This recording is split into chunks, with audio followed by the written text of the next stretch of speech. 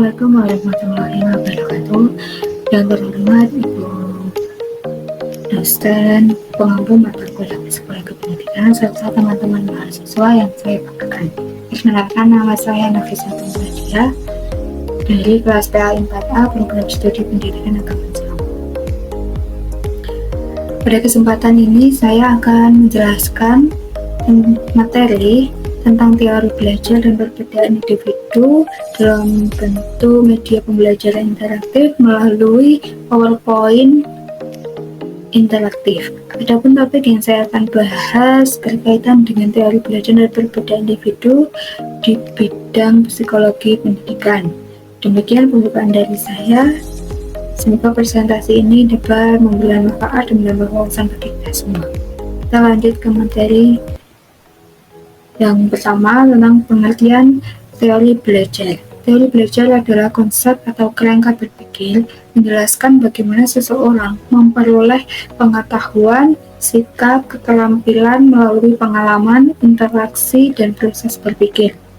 Sedangkan perbedaan individu adalah variasi atau perbedaan yang dimiliki setiap peserta didik, seperti kemampuan, minat, bakat, gaya belajar, latar belakang, dan kepribadian. Dalam psikologi pendidikan, kedua hal ini sangat penting karena guru perlu memahami bagaimana siswa belajar dan menyadari bahwa setiap siswa memiliki karakteristik yang berbeda. Selanjutnya tentang teori belajar menurut para ahli dan perbedaan individu dalam psikologi pendidikan. Yang pertama, teori behavioristik dari B.F. Skinner. Teori behavioristik yang dikemukakan oleh B.F. Skinner ini menekankan bahwa belajar adalah perubahan perilaku yang dapat diamati sebagai hasil dari stimulus dan respon. Dalam teori ini, lingkungan sangat berpengaruh terhadap proses belajar dan penguatan reward serta hukuman punishment digunakan untuk membentuk perilaku manusia. Teori ini cocok digunakan untuk melatih kebiasaan, disiplin, dan keterampilan dasar, namun kurang memperhatikan perbedaan individu dalam proses berpikir. Yang kedua, tentang teori kognitif. Menurut Jean Piaget, belajar merupakan proses internal yang melibatkan perkembangan kognitif atau cara berpikir siswa. Piaget menjelaskan bahwa anak berkembang melalui tahap-tahap tertentu sehingga kemampuan memahami materi juga berbeda sesuai dengan usia dan tahap perkembangan. Teori ini sangat relevan dengan perbedaan individu karena setiap siswa bisa berada pada tahap perkembangan yang berbeda. Yang ketiga, teori konstruktivistik dari Lev Vygotsky mengungkapkan bahwa belajar terjadi melalui interaksi sosial dan pengalaman. Ia memperkenalkan konsep zona perkembangan proksimal ZPD, yaitu jarak antara kemampuan yang dimiliki siswa dengan potensi yang bisa dicapai dengan bantuan orang lain, guru atau teman. Teori ini menekankan bahwa setiap siswa memiliki kemampuan yang berbeda dan membutuhkan bimbingan yang sesuai. Selanjutnya tentang teori humanistik dari Abraham Maslow. Belajar berkaitan dengan kebutuhan dan potensi diri manusia. Ia terkenal dengan teori hierarki kebutuhan yang menjelaskan bahwa siswa akan belajar dengan baik jika kebutuhan dasarnya seperti fisik, rasa aman, kasih sayang, dan penghargaan terpenuhi. Teori ini sangat memperhatikan perbedaan individu, terutama dari segi motivasi dan kondisi psikologis siswa. Yang kelima, tentang teori belajar sosial dari Albert Bandura menyatakan bahwa belajar terjadi melalui pengamatan, observasi, dan peniruan imitasi. Siswa dapat belajar dari lingkungan, terutama dari model seperti guru atau teman, faktor seperti kepercayaan diri, self-efficacy juga memengaruhi keberhasilan belajar. Teori ini menunjukkan bahwa perbedaan individu dapat muncul dari pengalaman dan lingkungan yang berbeda. Selanjutnya, saya akan menjelaskan tentang peran teori belajar dan perbedaan individu dalam mewujudkan pembelajaran yang efektif dan inklusif. Yang pertama, Setiap siswa memiliki keunikan tersendiri. Setiap peserta didik memiliki karakteristik yang berbeda-beda, baik dari segi kemampuan, minat, bakat, maupun gaya belajar.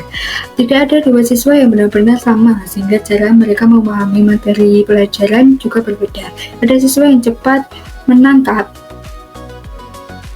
penjelasan, ada yang membutuhkan waktu lebih lama, dan ada pula yang lebih memahami melalui praktik langsung. Oleh karena itu, keunikan itu harus dipahami dan dihargai dalam proses pembelajaran.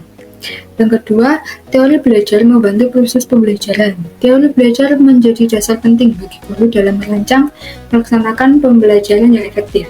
Misalnya, teori behavioristik menekankan pada pembentukan perilaku melalui stimulus dan respon. Teori kognitif menekankan pada proses berpikir, sedangkan teori konstruktivistik menekankan pada pengalaman dan keterlibatan aktif siswa. Dengan memahami berbagai teori ini, guru dapat memilih strategi yang tepat sesuai dengan kebutuhan siswa. Yang ketiga, perbedaan individu mempengaruhi hasil belajar. Perbedaan individu seperti tingkat kecerdasan, emosi, latar belakang keluarga, serta lingkungan sosial dapat mempengaruhi hasil belajar siswa. Siswa yang memiliki motivasi tinggi cenderung lebih mudah mencapai prestasi yang baik, sedangkan siswa yang kurang termotivasi membutuhkan dorongan lebih. Oleh karena itu, guru perlu memahami faktor-faktor tersebut dapat memberikan dukungan yang sesuai. Yang keempat, guru harus menggunakan pendekatan yang beragam. Dalam menghadapi keberagaman siswa, guru tidak bisa hanya menggunakan satu metode pembelajaran. Diperlukan berbagai pendekatan seperti ceramah, diskusi, kerja kelompok, maupun praktik secara langsung agar semua siswa dapat memahami materi dengan baik. Pendekatan yang bervariasi juga dapat membuat pembelajaran menjadi lebih menarik dan tidak membosankan. Yang terakhir, tentang lingkungan belajar lingkungan belajar harus inklusif. Lingkungan belajar yang inklusif adalah lingkungan yang mampu menerima dan menghargai setiap perbedaan yang ada pada siswa. Guru harus menciptakan suasana kelas yang aman, nyaman, dan mendukung, sehingga semua siswa merasa dihargai dan termotivasi untuk belajar. Dengan lingkungan yang inklusif, setiap siswa memiliki kesempatan yang sama untuk berkembang sesuai dengan potensinya.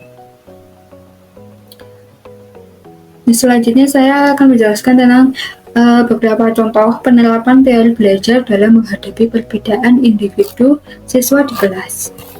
Contoh penerapan teori belajar dalam menghadapi perbedaan individu siswa di setiap kelas dalam usaha guru menyesuaikan cara mengajar dengan keberagaman kemampuan dan gaya belajar siswa. Guru menggabungkan beberapa teori seperti behavioristik, memberi motivasi atau reward, kognitif, menjelaskan konsep secara runtuh, dan konstruktivistik melibatkan siswa dalam diskusi dan praktik dengan metode yang bervariasi serta pelatihan khusus bagi siswa yang kesulitan. Semua siswa dapat memahami materi sesuai kemampuan masing-masing. Beberapa contoh penerapan teori belajar ini yaitu yang pertama, siswa cepat memahami melalui penjelasan lisan. Yang kedua, siswa lebih mudah memahami melalui gambar atau praktik.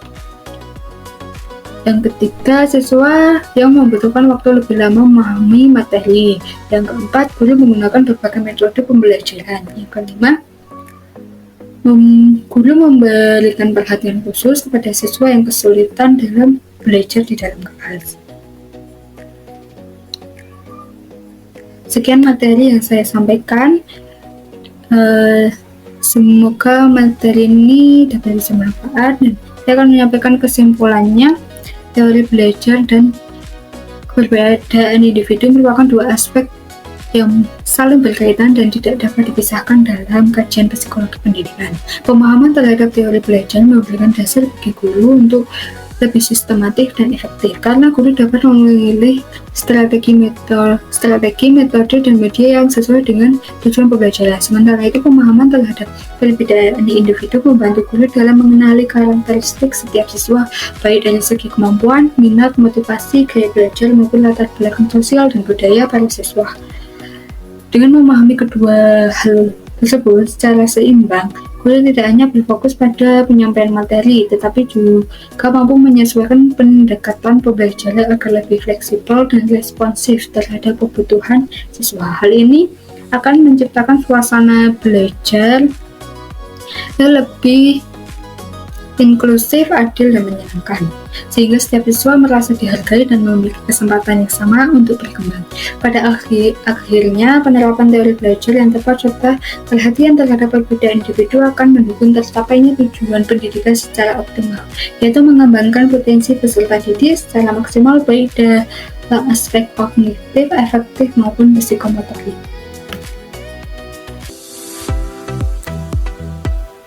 Sebagai penutup, dapat saya simpulkan tadi kesimpulan saya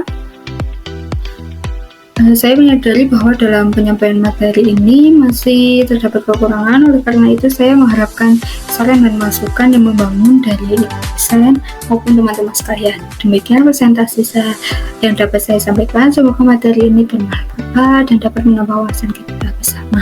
Akhir kata, saya ucapkan terima kasih atas perhatian yang telah diberikan. Wassalamualaikum warahmatullahi wabarakatuh. Terima kasih.